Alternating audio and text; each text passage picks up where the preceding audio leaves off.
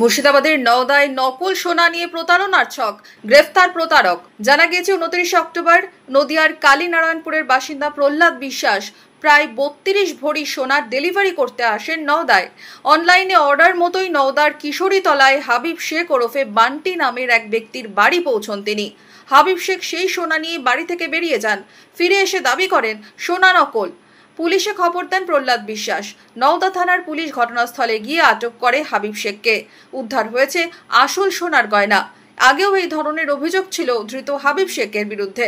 একটি দোকানে সে কিছু সোনার অর্নামেন্টস সে ডেলিভারি দিতে এসেছিল, কিন্তু যাকে ডেলিভারি দিতে এসেছিল সেটাকে আটকে রেখে এবং কিছু নকল সোনা ইন দ্য মিন টাইম তার হাতে দেয় এবং তাকে বলে যে সে সোনা নিয়ে আসেনি, সে নকল সোনা দিয়েছে।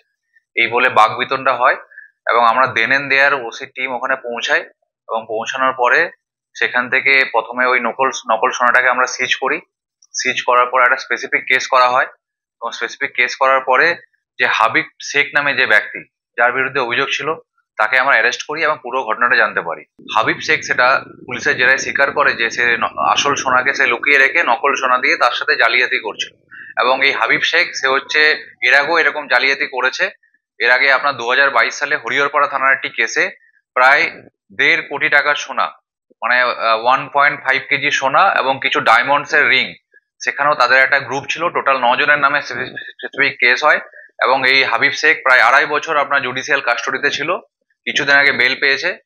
ও তারপরে বাইরে এসে আবার সেম এই টাইপের প্যাটার্ন শুরু করেছে এবং আমরা আজকে ওকে অ্যারেস্ট করে লার্নেড কোর্টের কাছে পাঠানো হচ্ছে এবং আমরা রিমান্ডে নেব।